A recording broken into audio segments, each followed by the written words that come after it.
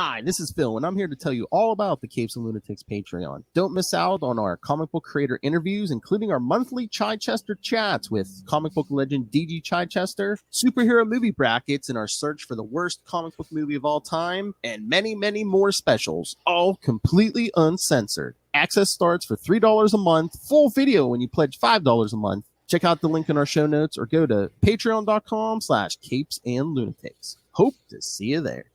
This is Luca Perich, and you're listening to the Capes and Lunatics podcast.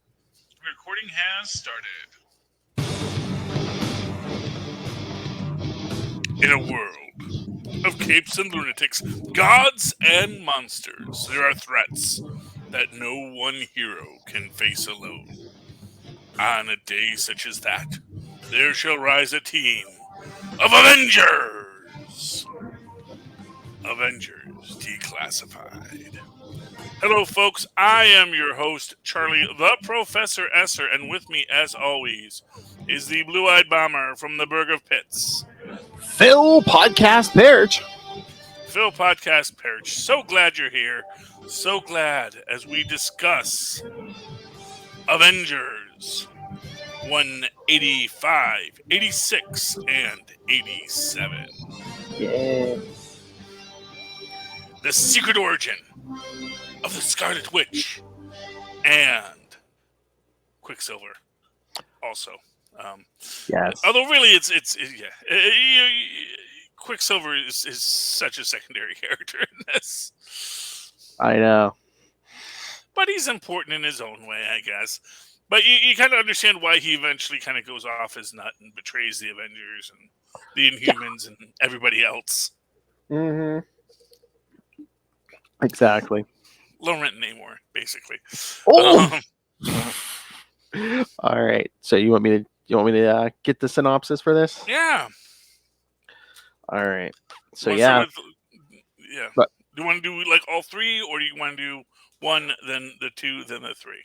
Well, I'll do the one, and then if we want to discuss it, then do the two if we want to discuss it. Yeah. All right. So yeah, the first one, Avengers 185 from July 1979. The Yesterday Quest. Writers Mark Grunwald, Stephen Grant, and David Michelinie. Penciler John Byrne. Byrne. Inker Dan Green. Colorist Roger Silver. Letterer John Costanza, and editors Roger Stern and Jim Salicrup. All right. So wait, Stephen Grant. I know there's a writer named Stephen Grant. That's weird. I don't know if named him after. I don't know. It's interesting. Mm. It's a question. Yeah. So what happens this issue, Philip? All right. Well, the story opens in the aftermath of the previous issue's battle with the Absorbing Man. We'll do that someday. Iron Man placates the arriving police by stating the Avengers will pay for. Well, he's like, we take a check from Tony Stark. Captain America introduces Falcon to his new teammates. Disgruntled and embittered Hawkeye sticks around just long enough to utter a few snippy remarks before storming off in a huff. So why are they like kicking Hawkeye off the team? Well, I believe isn't this right after the whole Korvac thing, and like I think this is the point where Gyrick is like, you have to have a certain amount of members, to keep your charter or whatever. And I think that was like one of the stipulations is Gyrick says Falcon has to be on this team. Okay. So, but you can't have more members, or I think they had a set number. I forget what was it, like 6 or 7. Yeah, they were. Yeah, I think Gyrick's like, you have to have a set number, and and he was like, just like later on with US Agent, they're like, yeah, no, the Falcon has to be on the team. Yeah, it's. Which again, it could be worse. We need a black guy. Let's face it. This is. Oh yeah. Not a good look for you guys, Yeah. But again, it could be worse. He's not like a government agent, and he's like Cap's friend, so it's like, I should have been like, well, it could be worse, Yeah, well, and although actually, yeah, it's weird. I don't know why they're insisting on him being on the team. Although, I guess it's fine. I guess maybe they didn't want. Maybe they. I really don't know why Guy Ritchie is getting involved in that decision, but and this is Tony Stark Iron Man right now, right? Yeah. Because I mean, he's still obviously putting up the ruse that he's not really Tony Stark. Yeah, I think he still had a secret identity. Yeah. And, Yeah. and I think like that David Michelinie is one of these writers. I think he was writing Iron Man's book at the time. That's why we're getting all the references to the Iron Man book, because he's like, oh hey, I know what's going on in Iron Man right now. Yeah. Well, and that is a weird aspect of this, because it feels like between this episode and next episode, they like get an extra person, and they don't really explain how he got there. Oh yeah, because they got like Wonder Man takes Iron Man. Wonder Man shows up. It's like, yeah, well, good thing you picked me up. But one of my favorite aspects of this book is, and it's interesting because in this, they're both going as Wanda and Pietro Frank. Yes. Because at this point, they believe they are the child of the Wizard and Miss America, who were the Franks, Robert Frank and I forget her original name, but at the same time, they were already Maximoffs, and they're with a blind gypsy named Maximoff, who I guess is telling them he's the one who raised them, which they do remember. And we see like little Quicksilver, who is a disturbing looking little boy. I'm just gonna say that. Like the same hair and stuff. Yeah. It's like if Peter Dinklage played Quicksilver. Just a full adult, but just like compacted. And they remember Bova. Bova's like the weird thing. That's not out of the memories, but it is strange how. So I guess when did they do you know when they met Maximoff? Or Django Maximoff. Well, they kind of get into that because after they're born, then they take them down to the they say the gypsy camp or whatever. Yeah. Although it's interesting in this because they're not saying who their father is, but he suddenly gained power and started ranting. Oh yeah, I know. I'm sorry. That's next issue. We don't get that yet.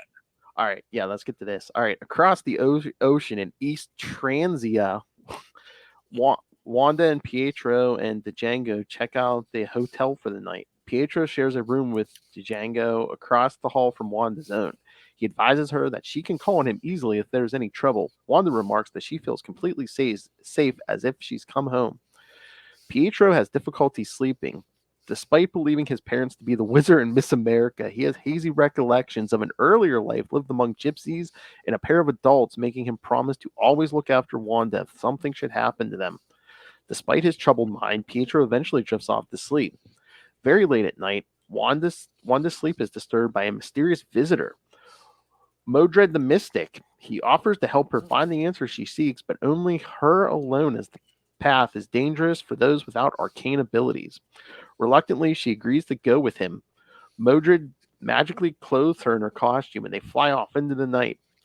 And can we just take a moment to say, Scarlet Witch sleeps naked? Yes. I love that. It's a good fact, and I just think that we should just acknowledge it. And she's very comfortable with her body. She said she felt like she was home, so yeah, it's not even a nightie. I love that. I just hey, as a person who loves is a naturalist myself, I feel like that's a John Byrne note. Oh yeah, she sleeps naked, totally naked in the nude. They are seen flying away, however, by a waking young villager from her bedroom window. Modred takes Wanda to the precipice of Wundagore Mountain. She is startled to see the remains of the High Evolutionary Citadel, which have fallen into ruin since he departed the world. Yet still, there are defensive security measures that attack them. Although Modred receives a minor injury from one, Wanda disables it with a hex. They enter the ruins of the stronghold itself and see before them a floating book and altar. Sound familiar? The book, Mhm. Modred intones, belongs to his dark master. Then Modred fells Wanda with a bolt of arcane energy before relating that to the altar for Wanda. The mountain is silent except for the low rumble of laughter. The next morning, Pietro discovers Wanda missing. Alarmed, he races around the village searching for her but finds no clue. As he slumps to the ground in despair, a young girl, the witness from the prior evening, tells him she saw Wanda fly up to the top of Wundagore last night. Pietro suddenly recalls that Django said there were lights in the sky over Wundagore on the night he and Wanda were born. He races up the side of the mountain so fast that he isn't aware of someone watching him. He slams full tilt into a force field barrier, gets knocked unconscious, and tumbles a good length of the way back down the side of it. Quicksilver awakens much later in a small mountain cottage way up the mountainside. Here we go. He sees a matronly figure who is resewing his torn costume and addresses him by name. When he asks who she is and how she knows him, he sees her face for the first time. She's a humanoid bovine, and she claims to have brought him into the world. Yay, Bova! Yay. We love Bova. Oh, I can't see that on my phone, but yeah, Bova, who she got her reference in WandaVision. It was her brand of milk they were drinking. Yes. Yeah, it's an interesting place to end it here. Obviously, we are getting the hints of that multiversal madness, the Darkhold, what we're opening up here. But Philip, tell us what happens in issue 186. All right. So, Avengers 186. Again, next month, I believe. Let me see. The team is the same. Oh, hold on. Screens jump around. All right. So, Knights of Wundagore. Yes, with an N, not a K. Yes. Yes. That's how they get you. After taking a tumble, Quicksilver is awoken, yes, in the cottage of an anthropomorphic cow who apparently knows him very well. While tending to his cuts and scrapes, the bovine relates her story and Quicksilver's own. Pietro's rescuer is named Bova, and she was the first of the new men created by a high evolutionary who would become the Knights of Wundagore with a K, this time with a K. Mm-hmm. Bova was created specifically to be a midwife, nursemaid, and nanny to any children in the Citadel. One winter night, a desperate and very pregnant woman came to the Citadel seeking sanctuary.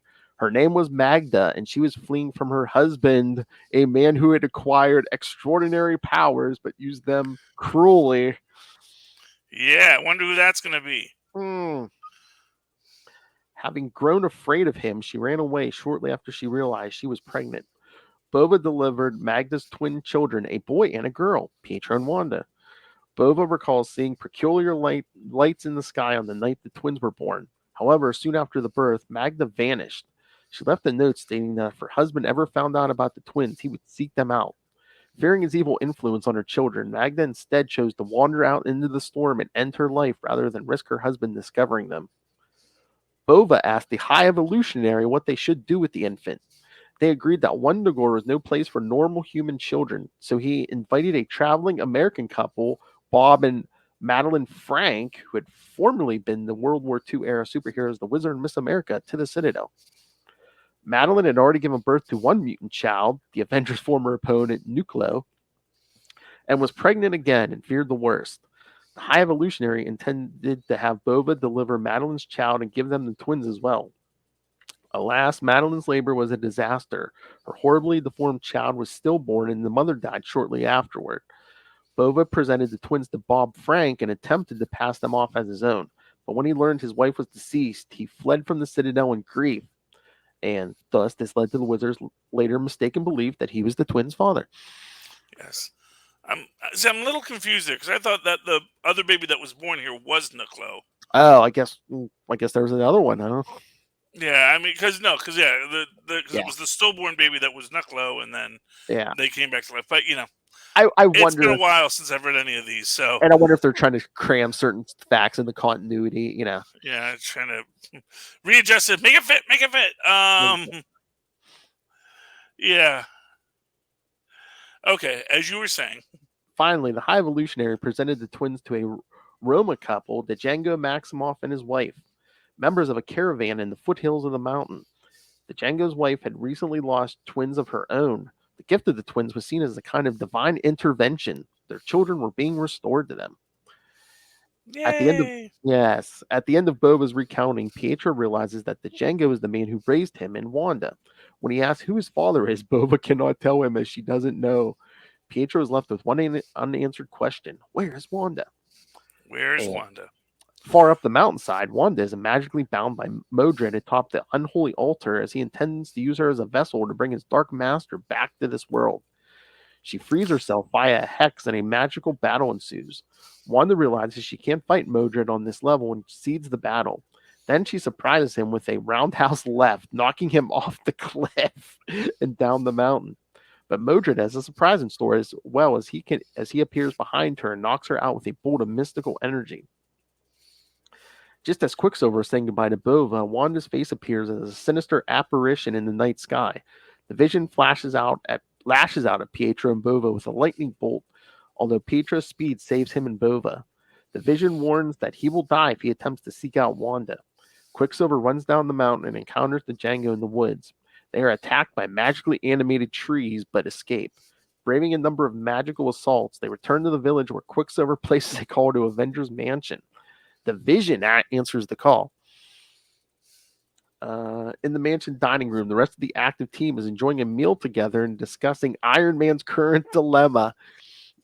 Yeah, did you see that they mentioned? Yeah, someone took control of his armor and killed like a diplomat. I believe that was Justin Hammer. Oh, darn it! Yeah.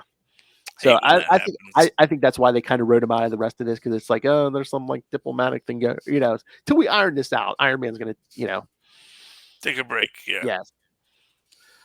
Captain America has temporarily taken over as the team leader in Iron Man's absence.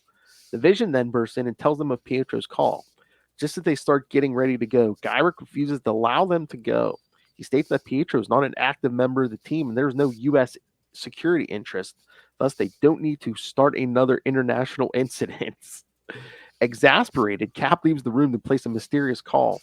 The Beast and Gyrick great insults. Then Gyrick gets a call from the U.S. president authorizing the Avengers mission. Well, Cap knows people. Friends in high places, yeah. Yes. Cap smirks in the background. Once more, the team is about to leave, but Gyrick still has to throw his weight around. He demands that the Vision remain behind. One active member must remain behind on monitor duty at all times, and the Vision is in the middle of his shift. Fed up, the Vision is about to slug Gyrick when Cap intervenes. He promises to bring Wanda home safe and sound. The Vision relents, although he's extremely unhappy. Back in East Transia, Django and Quicksilver are ambushed by Wanda, except it's not Wanda. She is possessed by the demon Chthon. Oh, no. Yeah, so right. Here's my big question on this.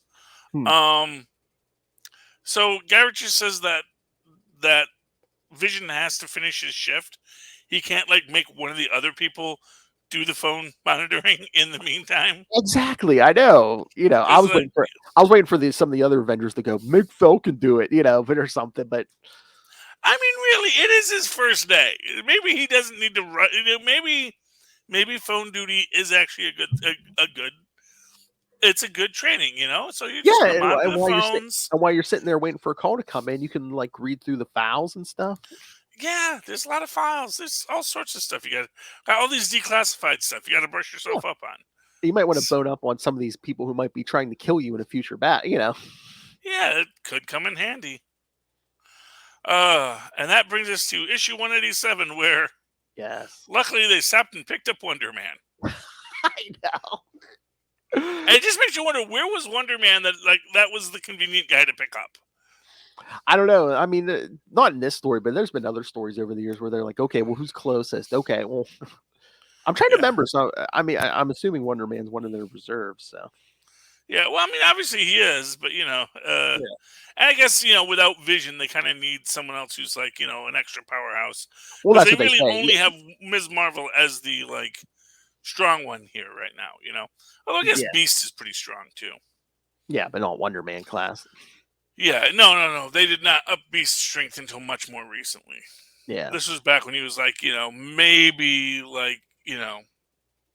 really, really strong dude. but he wasn't like he wasn't like he wasn't Spider-Man strength even, at this point, I don't think. Yeah, I don't know. Yeah, well, it might have been Spider-Man strength, but not like, Yeah. not Hulk strength, not Wonder Man strength. But we get a nice little fight here with Mordred. Mm-hmm. That goes well. You know what I really like about this episode How? is when Chthon gives his origin story. Oh, yeah.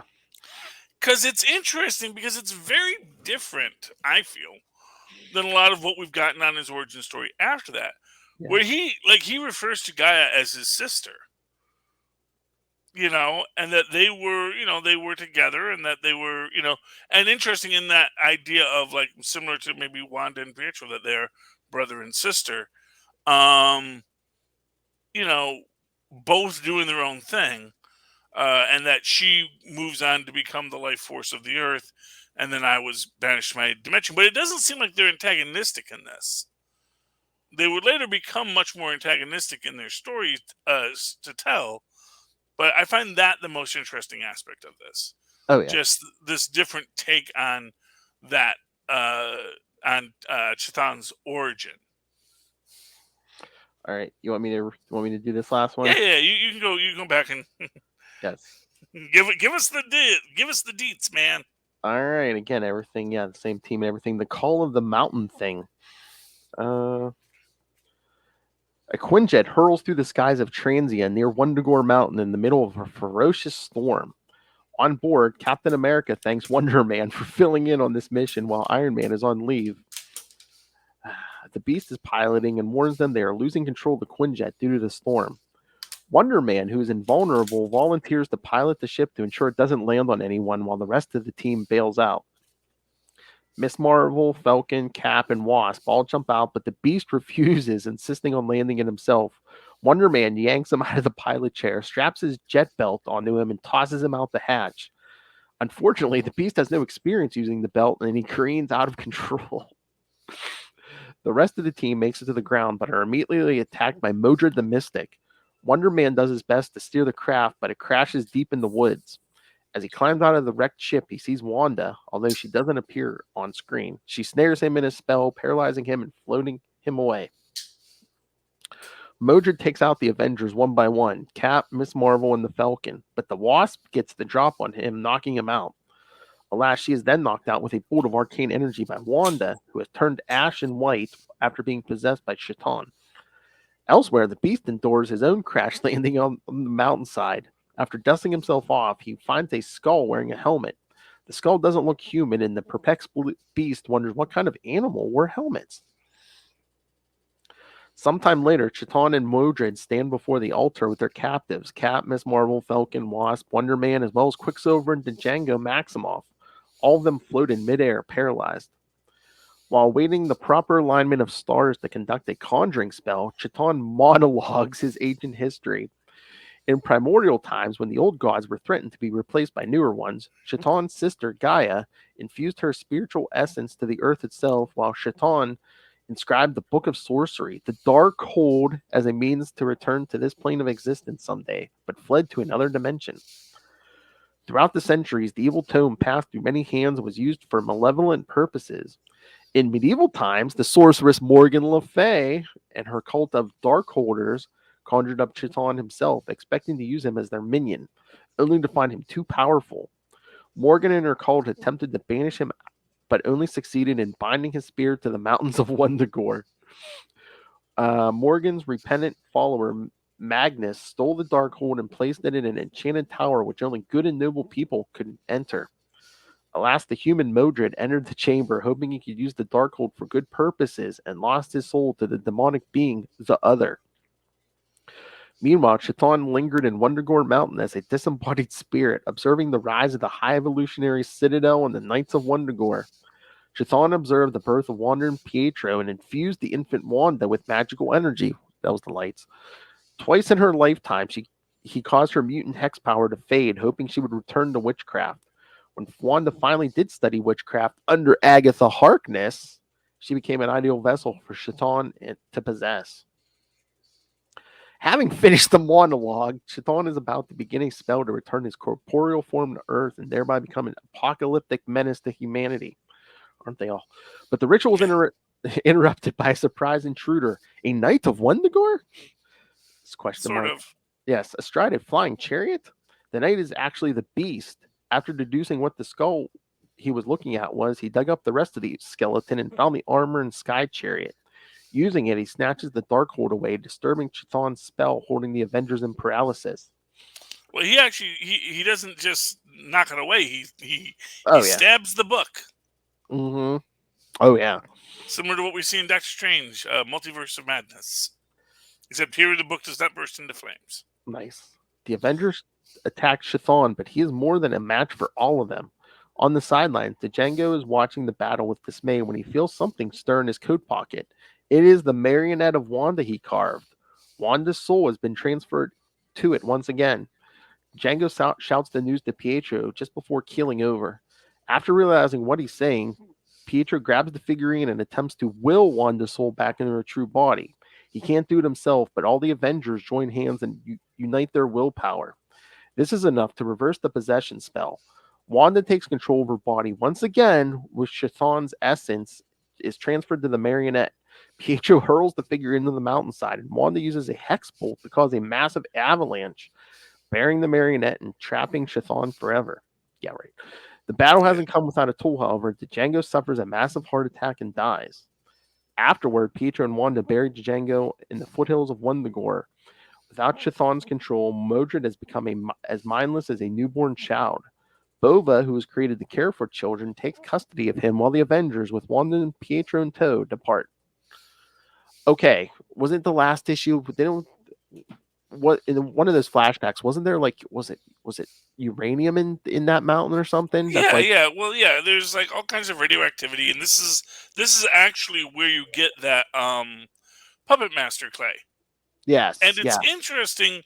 And this is what I find interesting in that, because, of course, the Puppet Master also had puppets. Makes me wonder if he was utilizing some wood from Wundagore, because that's effectively what Django is using here, which is a puppet made of wood from Wundagore that he is using to hold Wanda's soul.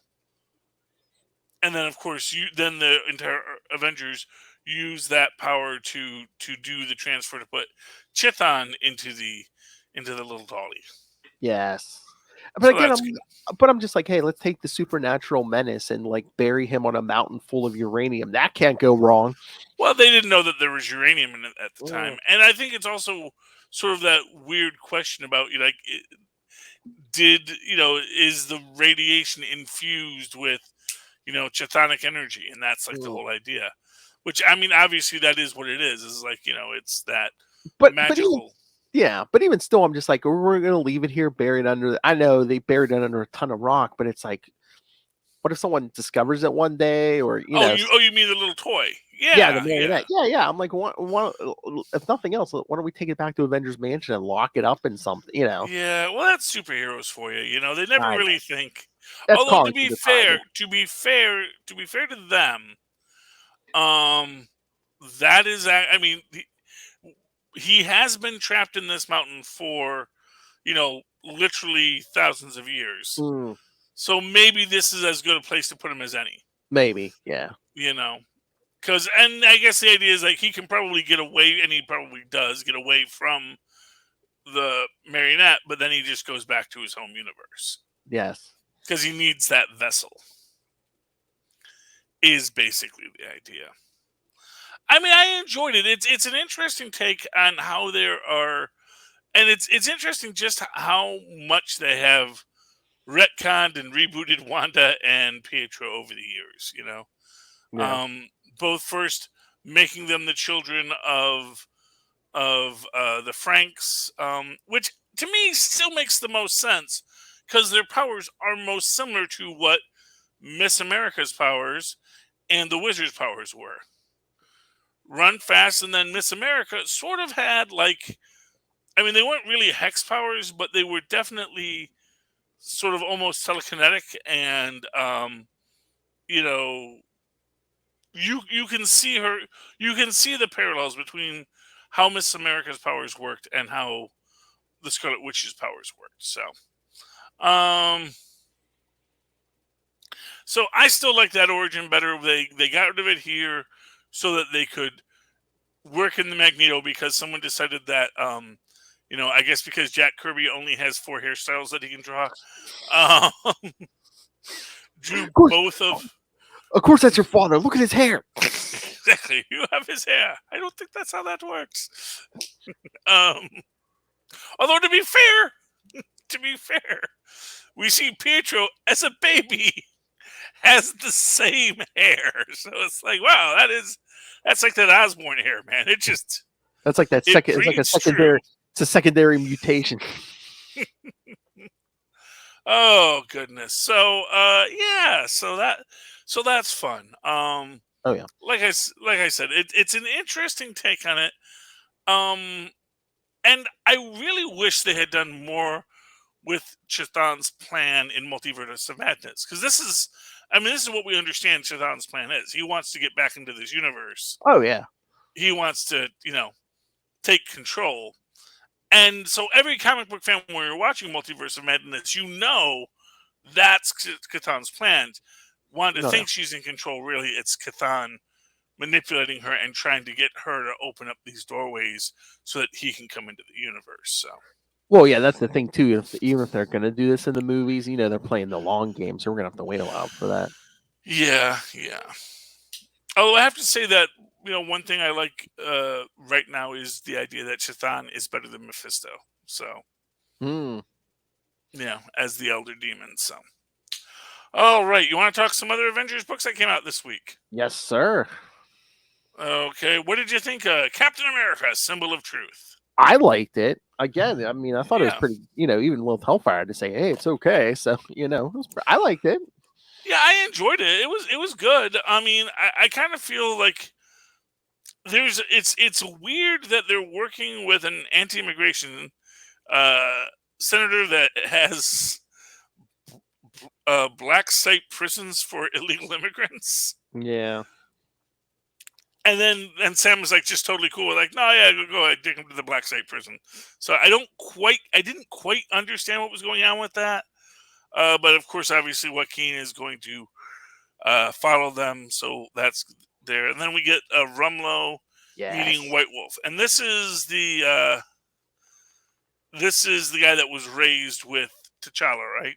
I believe so, yeah, because I know that even I think the solicit said something like, a Black Panther enemies, coming for Sam. Yeah. Yeah, and that's a weird thing. It's like, how long has White Wolf been an enemy of the Black Panther? Oh, I can't remember. It's been a while. I can't remember. Because Tristan didn't know that he was an enemy of the Black Panther. And of course, for what it's worth, they named Bucky White Wolf in the thing. So I was like, I was shocked to find out that he's a villain now. So, that's just weird to me. But obviously, that is our arc that we're going to be getting in this, at least in the Symbol of Truth storyline. Although I do think that we're going to get a lot of interweaving between Sentinel of Liberty and Symbol of Truth, Yeah. I think that there's going to be a lot of stuff that happens in one book, excuse me, is going to get paid off in the next. Mm-hmm. Yeah. But I liked it, Oh, yeah, I can't wait for more of this, and I want to see what they do with Steve's book and stuff. Yeah.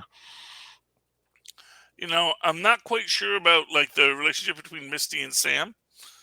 Because, Oh, yeah. there is one. But yeah, it's kind of seems to be on again, off again, depending who's writing it and stuff. Yeah. Yeah, I don't know. Shang-Chi came out this week. Shang-Chi is technically an Avenger still. Yes. Because who isn't an Avenger nowadays? He has stolen the legendary 10 rings from the Jade Emperor. His grandfather, though, he wants the 10 rings because he's going to use them to kill everybody. And they get into a whole fight. His grandfather actually steals the rings, but he can only pull 6 from Shang, who uses the remaining 4 to protect his family. The Jade Emperor comes down, and he's not having any of this. And basically says, hey, look, you know what? Go bring your grandfather here. Bring me back my dang 10 rings, and we'll discuss this. There's a big fight in Chinatown, obviously, and Shang is being like tempted by the rings because his father, Fu Manchu, is there, and he's like, oh man, get the rings, become, seal the power, become like me. And he's like, no, I don't want to do that. Yada yada yada. I'll never be like you. But he does take the rings. He starts to get all evilly. See his eyes even glow here. And then, he comes back because he realizes that, that he's got his friends and his family, so they're going to stick together. They defeat his grandfather, return him to the Jade Emperor. Jade Emperor is basically like, yeah, thanks for the rings, kid. You guys all get to live. His mom gets gets made the new leader of the Riders of Tao Lo, and we get to a 1 month later where Brother Hammer goes back to the vault because it's the proper thing to do. I wonder if he's going to get off for good behavior at some point. Shang-Chi is now kind of seen as a hero with his 5 Weapons Society. And now he's got the 10 rings have been sent to work with him. And next month, Shang-Chi and the 10 Rings, #1, on sale. Coming soon, kids, to a theater near you. Do you have another Avengers book you'd like to discuss? Yeah, I mean, we'll talk some Hulk vs. Thor Banner of War Alpha #1. Yeah, Banner. Tell me about that, because I was soft on this. I'm not gonna lie. Yeah. Just because it just seemed like another punch book, and it's like I don't know. I am not into the Gamma Knot character. Yeah. It's just like, oh, I'm jumping through universes and that kind of stuff. It seemed oddly forced, and I just don't like the idea of the engine room Hulk. Yeah. That's me. I'm going to say it. That's just my opinion. Yeah, and again, it's like it starts with the Watcher recapping both where Thor and Hulk are at right now while he's eating popcorn. As you do. Yes. So it's we cosmic get popcorn. Yeah, and then at the end of what was that? At the Hulk issue, yeah, we see Hulk and Thor encounter each other because I think Sif tracks down Hulk for him because Thor throws out like once or twice where it's like, oh yeah, how many people did you kill? Was it San Antonio or something? He's like, how many? I guess the Avengers are looking for the Hulk now. Again? Didn't we? Yeah, I know, but Ray agrees with you. He says he's not enjoying this current Hulk run. Yeah, I just it's odd to me. I think they want to make the Hulk a killer, and I just don't think the Hulk works as a killer. Well, I just wonder if we're going somewhere with this because, with Betty, because, Betty's like in the Hulk's head and like, Odin's in Thor's hammer. So like throughout these like battle, like, you see Hulk and Thor just like, shut up, I'm fighting it, basically like I'm fighting here, Yeah, they all got these voices in their heads, so. Yeah, and then we get our body horror because Thor puts the hammer down on Hulk's back. He's like, no, I got you pinned. You're not going to be able to move. And Hulk just like rips himself through the hammer. Oh, Hulk. Yeah. Yeah. But, yeah, no, it's, because they're, so yeah, again, it is like a big fight scene, but then, Thor, someone tells Thor to do this, so I guess he can project Odin out of the hammer because guess who shows up in Banner's, quote unquote ship at the end of the issue? Odin, yes, shows up on his old school look and goes, "I would have words with thee, Banner." Oh my, yeah, I kind of feel like both the Hulk and Amazing Spider-Man gave me like nice jumping off points. Oh, yeah. Where it's like, I don't know what they're doing, but I think I'm done with whatever this story is, Okay, yeah, because it's like the next 2 issues of Thor, next 2 issues of Hulk is where this thing continues, yeah. Yeah, nah. Ugh, gods. I'll give it a try. We'll see where it's going, but yeah. I know the whole Starship thing. I haven't been that into it either, but I'm just wondering if maybe he's possessed, if something's taking the form of Betty, and Yeah, maybe. Yeah, but if Thor's gonna have this too, I may just drop Thor now too. It just really does not strike me as an interesting arc, Mm.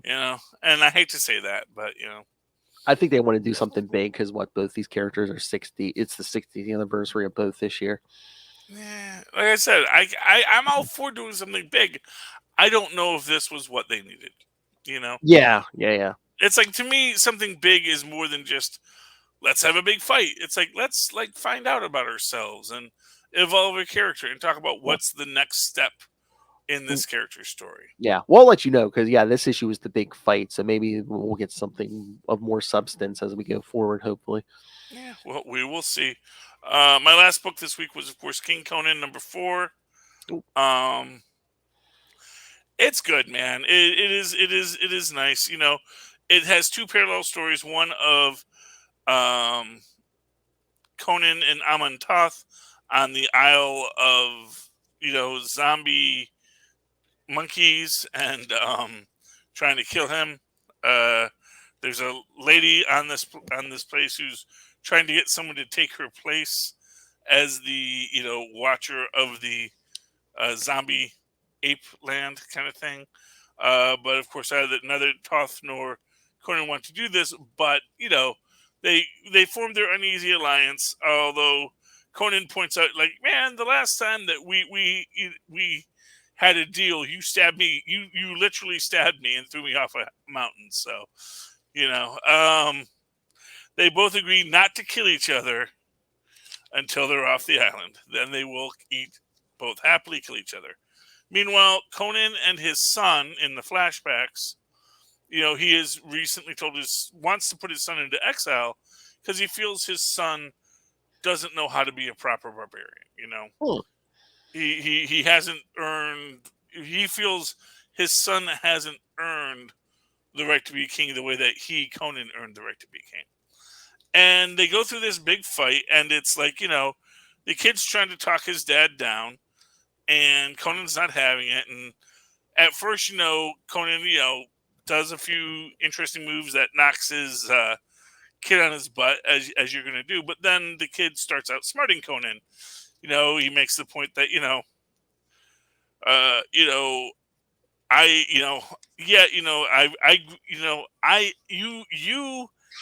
you think I'm soft because I didn't live my life your way. What you don't understand is I was raised by Conan the Barbarian. So I actually went through stuff you can't even imagine. And then makes the point that not only was I raised by Conan the Barbarian to be, the world's greatest fighter and all that kind of stuff, I've also been raised in the court of Aquiline, and I know every single thing about ruling this country and all of the different diplomatic aspects of this. And this is King Conan II, and it's a very beautiful thing, about, like the hardest battle he ever fought was, when he had that the only person who ever could beat him was Conan. So that, and then they embrace, and then that's how Conan goes off on his next round of adventures, which is how he got on, Spider Skull Island with the zombie apes, and that's what we're gonna deal with next week, I guess. So hopefully they figure out how to get off the island, Phil. Yeah, we're gonna find out. But I do love King Conan. This is an Avengers book because, as we've said, Conan is in the Savage Avengers, which is coming back, I believe, in either June or late May. Oh, yeah. Yeah, get Savage Avengers reboot. Conan's still there, man, which makes me happy. I like Conan in the modern age. I like that they have both modern age Conan and Sumerian Conan going on. So maybe he'll get some pants. Maybe he'll get some pants. Well, they've had him wear pants in recent issues, so I'm hopeful. Exactly. Nothing else. If the guy just says no, I like the freedom of movement, he can just get a nice pair of Speedos. True. They got stuff that does that. You don't have to wear the old stinky animal pelt. Get himself a nice kilt. He might like that. He can get some of those old Ben Grimm trunks. Oh yeah, that'd be perfect. That would be perfect. Get some unstable molecules for Conan. I will wear the rock monster's garment. Yes. Alrighty, Phil. Anything else you want to talk about this week? No, I think I'm good. Just next week we're for those of you curious about that Illuminati group, we're going to be doing New Avengers, the Illuminati miniseries. Actually, issues 0 through 5. Yeah. And it struck me. Really, Wong already does have his own Illuminati. Because if you think about it, the group that meets with Shang-Chi, Yeah, at the end, it includes Captain Marvel Banner. and the world's smartest man at the moment in the world, Bruce Banner. Yeah. So you can see that it's the same structure as the Illuminati. We just don't have an Inhuman or a mutant or Captain America, but for obvious reasons. But we may be getting something soon. We'll see how the rest of the Illuminati builds out. But okay, Philip, would you like to tell people about how they can reach out to us and how they can help out the show? Sure. Yeah. Again, you can follow Avengers Declassified or any of our other shows on Facebook, on Twitter. Find links to the Avengers fan group, all our other fan groups. All the social medias, links to the YouTube channel where this and every other show gets a video. Links to the Patreon. Again, we're supporting this ourselves, so get early access to creator interviews, Mr. DG Chichester, superhero movie brackets. So yeah, we give you bang for your buck, and Capes and Lunatics and Capes and Lunatics sidekicks merch, cups, t-shirts, phone cases, and more. So yes, find everything at Linktree, linktr.ee/Capes and Lunatics. And if you want that genius Charlie Esser, where can they find you? Well, actually, because you didn't do our email or our phone number. Oh, okay. Yes, Capes and Lunatics send us. Again, we've been giving you homework every week, kids. Send us your thoughts on the new Illuminati, or hell, send your thoughts on these Avengers issues we did tonight. We'll read them next time. Capes and Lunatics at gmail.com or 614-382-2737. That's 614-38-Capes. Sorry, Charlie. It's been a long day. I understand, man. And, I just wanted to say that. And, hey, if you want to write to me in the old-fashioned email way as well, just me personally, you can do so at superconnectivityblog@gmail.com. That's superconnectivityblog, all one word, at gmail.com. Of course, follow me on the Twitter as I live tweet things, but not Naomi because it's done, at Charlie Esser. That's CharlieEsser. Look for the 2 E's in the middle. For quality. Bing! Thank you, Maz. And when the battle is done, and the foe has been vanquished, the Avengers will return next week in Avengers Declassified. I gotta work on that. That's all right. Yes, next week, new Avengers, the Illuminati. The Illuminati. Oh. But no, you were saying they don't have a Captain America, but they tried that in the comics, and they didn't seem to work out, did it? No, but because you had Captain America, you had Captain Carter in the other one, so true. They could get like that. Yeah, that person who is like the representative of the hero. We'll talk more next week. Good night. Good night.